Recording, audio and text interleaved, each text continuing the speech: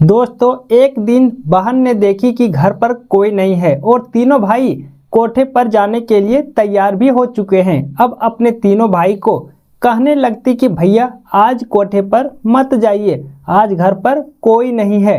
अब और क्या था दोस्तों, भाई ने रिश्तों को शर्मसार करते हुए बहन के साथ वह बारी बारी से वह सारा काम पूरे 90 दिनों तक लगातार करते रहे। फिर एक दिन ऐसा हुआ जिसे सुनकर आप लोगों के पैरों तले जमीन खिसक जाएंगे। नमस्कार दोस्तों, आज हम आप लोगों के सामने एक ऐसी सच्ची घटना सुनाने जा रहे हैं जो कि राजस्थान के डिडवाना जिले की है। दरअसल डिडवाना जिले के रामनगर पंचायत के एक छोटे से इलाके बोरमिख गांव की है। दोस्तों, इस सच्ची घटना की शुरुआत सबसे पहले नेपाल से होती है। नेपाल के काठमांडू शहर में वीर सिंह का परिवार रहा करता था। वीर सिंह अपने शहर में सबसे अमीर व्यक्ति रहता था। दोस्तों, वीर सिंह के पास धन दौलत की कोई कमी नहीं रहता और उनके घरों में काफ़ी लोग अपने घर की रोजी रोटी चलाने के लिए उनके आगे पीछे घूमते रहते थे। वीर सिंह को उसी इलाके के लोग उन्हें भगवान की तरह पूजते रहते थे। दोस्तों, एक बार वीर सिंह जिसको जो काम करने के लिए बोल दिया करता था, अगर वह व्यक्ति उस काम को नहीं कर पाते तो उस व्यक्ति को हमेशा हमेशा के लिए धरती से ही उठा देते थे। वीर सिंह के इस कारनामे से उनके इलाके के लगभग सभी लोग काफ़ी ज़्यादा डरा करते थे, यहाँ तक कि वीर सिंह की पत्नी भी। दोस्तों, वीर सिंह के परिवार में कुल 5 सदस्य रहते हैं। एक वीर सिंह और एक उसकी पत्नी साधना सिंह और उसकी इकलौती बेटी रीना सिंह और उनके 3 बेटे, जिनमें से बड़े बेटे का नाम पुनीत, मंझले का नाम अर्जुन और फिर छोटे का नाम मदन रहता है। वीर सिंह के परिवार का कोई भी सदस्य वीर सिंह के सामने यानी अपने पापा के सामने सर उठाकर बातें नहीं कर सकते थे। जिसने भी गलती से ऐसा कर देते फिर उसका सिर कटवाकर अलग कर दिया जाता था। दोस्तों, वह काफ़ी कठोर व्यक्ति हुआ करता था।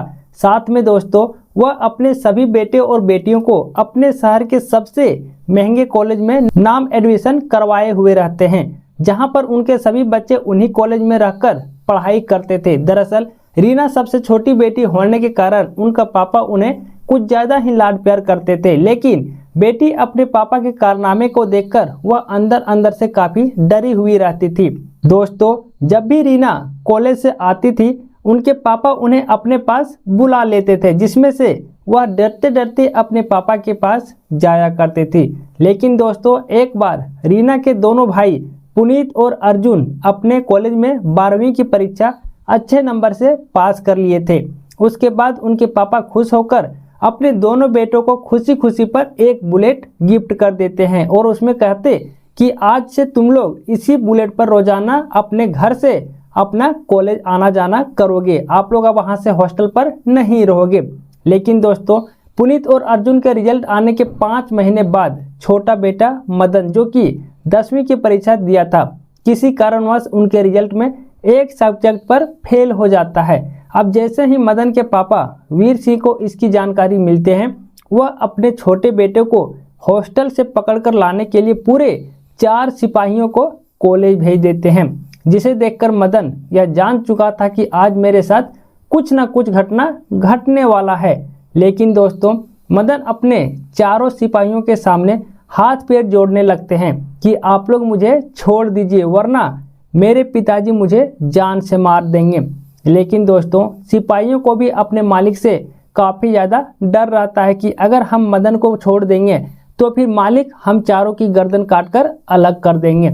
इसीलिए दोस्तों, सिपाहियों ने मिलकर अपनी जान को बचाने के लिए मदन को ज़बरदस्ती गाड़ी में बिठाकर कॉलेज से सीधे घर ले जाते हैं, जहाँ पर मदन सबसे पहले अपनी माँ के पास जाकर अपनी माँ के सामने हाथ जोड़ने लगता है कि माँ, आप पापा को समझाइए ना कि इस बार मेरे से गलती हो गई है, लेकिन अगली बार और ज़्यादा मेहनत करूँगा और फर्स्ट डिवीज़न ज़रूर लाऊंगा। लेकिन दोस्तों, मदन की माँ भी अपने पति से काफ़ी ज़्यादा डरती थी, क्योंकि एक बार मदन की माँ से एक छोटी सी गलती हो जाने से उनके पति उनके हाथों की एक उंगलियां काटकर अलग कर चुके थे। लेकिन फिर भी वह अपने बेटे की ममता को देखकर उन्हें बचाने के लिए डरते डरते अपने पति के पास जाकर उनसे माफ़ी मांगने लगती है कि इस बार अपने छोटे बेटों को माफ़ कर दीजिए, अगली बार ऐसा गलती नहीं करेंगे। लेकिन दोस्तों, वीर सिंह किसी भी गलती पर वह नहीं रुकते थे और वह अपनी पत्नी को साइड कर देते हैं। दरअसल वीर सिंह किसी भी तरह का कोई बेइज्जती सहन नहीं करना चाहता था और जब उनका खुद का बेटा एक सब्जेक्ट में फेल हो जाता है तो वह अपने आप को काफ़ी ज़्यादा बेइज्जती महसूस करने लगता है और वह गुस्से में अपने बेटे पर बिना दया किए उनके दोनों हाथ काट देते हैं और कहते कि अब जाओ यहाँ से। दोस्तों, अब बेटा रोते रोते अपनी माँ के पास चला जाता है। अब माँ भी अपने बेटे की ऐसी हालत देखकर वह भी फुट फुट कर रोने लगती है। अब मदन के साथ ऐसी घटना होने के 1 साल बाद एकलौती बेटी रीना की भी 10वीं की परीक्षा रहती है। अब वह भी अपनी पढ़ाई में काफ़ी मेहनत करके पढ़ाई करने लगती है क्योंकि वह भी अंदर अंदर से काफ़ी डरी हुई रहती है कि अगर मैं भी किसी सब्जेक्ट में फेल हो जाऊंगी तो शायद मेरे साथ भी मेरे पापा ऐसा ही घटना कर देंगे। दोस्तों, अब कुछ दिन बीत जाने के बाद रीना की भी 10वीं की परीक्षा होती है जिसमें रीना काफ़ी मेहनत से जो पढ़ाई की थी उसी हिसाब से परीक्षा भी देती है, लेकिन एक सब्जेक्ट में उसे अपने पापा की डर से वह उतना अच्छे से परीक्षा नहीं दे पाती है। फिर भी उसे विश्वास रहता कि इस सब्जेक्ट में भी मैं पास हो जाऊंगी। दोस्तों, अब परीक्षा का रिजल्ट घोषित होते ही इस बार जिस सब्जेक्ट में रीना को डर रहती है अब उसी सब्जेक्ट में रीना फेल हो जाती है। अब वह अपने पापा द्वारा भाई को दिए हुए दंड से डरने लगती है और वह अपने पापा से बचने के लिए अपने हॉस्टल से किसी तरह भाग जाती है और सीधे वह एक होटल में चली जाती है जहां पर उसे एक मीना नाम की महिला मिलती है। दोस्तों, अब रीना मीना के सामने हाथ जोड़ने लगती कि दीदी आप मुझे बचा लीजिए क्योंकि अगर मैं घर जाऊंगी तो मेरे पापा मुझे जान से मार देंगे। मेरे पापा बहुत कठोर व्यक्ति हैं, किसी भी व्यक्ति की थोड़ी सी गलती पर उनका हाथ पैर काट कर अलग कर देते हैं और मैं एक सब्जेक्ट में फेल हो चुकी हूँ, इसीलिए मैं घर जाना नहीं चाहती हूँ। क्या आप मुझे अपने पास रखेंगे? दोस्तों, मीना ने कही ठीक है, चलो हम तुम्हें अपना देश इंडिया में लेकर चलेंगे, तुम्हें वहाँ पर कोई दिक्कतें नहीं होगी। अब मीना 12 साल की रीना को नेपाल के काठमांडू शहर से सीधे इंडिया में लेकर आ जाती है और इंडिया में सबसे पहले कोलकाता शहर ले आती है जहां पर रीना की फेक आधार कार्ड बनवाकर उन्हें 3 लोगों के पास पूरे 5 लाख रुपये में बेच देती है। दोस्तों, अब वह तीनों लोगों को रीना भैया भैया कहकर पुकारने लगती थी। अब वह तीनों लोग उसे अपने अड्डे पर ले जाकर रख देते हैं जहां पर शाम को वह तीनों लोग बैठकर निर्णय लेने लगते कि जब यह लड़की थोड़ी और बड़ी हो जाएगी उसके बाद हम लोग इनसे काफ़ी ज़्यादा पैसे कमाएंगे। लेकिन उनमें से एक दोस्त ने कहा कि क्यों ना इसे इंजेक्शन देकर इनके साथ वह सारा काम किया जा सके क्योंकि यह लड़की अभी नई नई है। दोस्तों, अब और क्या था, तीनों ने मिलकर लड़की को अपने आप में बड़ा दिखाने वाला इंजेक्शन देकर छोड़ देते हैं और वह सब शाम को अपने कोठे पर जाने के लिए तैयार होने लगते हैं। अब जैसे ही सभी लोग कोठे पर जाने के लिए अपने रूम से बाहर निकलने लगते हैं तभी उस लड़की को दवा का असर करने लगती है और वह लड़की को अपने अंदर वह सारा काम करने का मन करने लगता है। अब वह लड़की कुछ अजीबोगरीब की हरकत अपने तीनों भाइयों के साथ करने लगती थी, कभी गले पकड़ लेती तो कभी किस करने लगती थी। दोस्तों, अब उन तीनों लोगों को समझ में आ चुका था कि इसे दवाई का असर हो चुका है, क्यों ना इसी के साथ वह सारा काम किया जाए। अब और क्या था, उन तीनों ने मिलकर बारी बारी से वह सारा काम करने लगते हैं। उसके बाद उन दोनों ने मिलकर जो पैसे लगाकर इन्हें खरीदे थे अब वह पैसा कमाने का तरीका खोजने लगते हैं और अपने सभी गैंग के पास वह फ़ोन करके बुला लेते हैं कि आप लोग आ जाओ और उन सभी से पैसे लेकर लड़की के साथ वह सब काम करने के लिए दे देते थे। अब सबसे पहले कोलकाता से उस लड़की को मुंबई शहर ले जाते हैं और फिर मुंबई शहर में भी रोजाना अपने सभी गैंग से वह सारा काम करवाने लगते थे।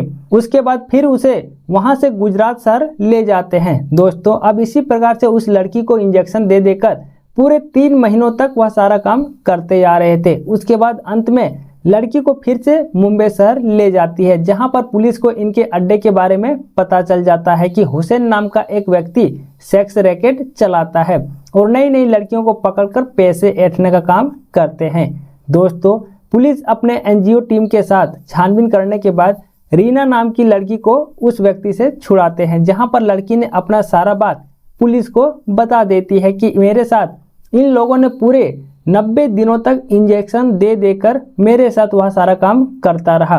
पुलिस अभी तक छानबीन कर ही रही है और अभी तक पूरे 10 लोगों को गिरफ्तार कर चुके हैं। दोस्तों, इस सच्ची घटना में महिला मीना ने चंद पैसों के लिए एक 12 साल की नाबालिग नेपाली लड़की की जिंदगी खराब कर दी है। दोस्तों, उसके बारे में आप लोग क्या कहना चाहेंगे? अपना विचार कमेंट बॉक्स में जरूर बताइएगा। इस सच्ची घटना में शख्स का नाम बदल दिया गया है, क्योंकि किसी भी व्यक्ति का ओरिजिनल नाम लेकर हम उसका किसी भी तरह का दिल में ठेस पहुंचाना नहीं चाहते हैं। दोस्तों, इस सच्ची घटना को बताने का मुख्य उद्देश्य किसी को परेशान करना या किसी का दिल दुखाना नहीं है, बल्कि आप लोगों को सचेत करना, सतर्क करना और जागरूक करना है। धन्यवाद।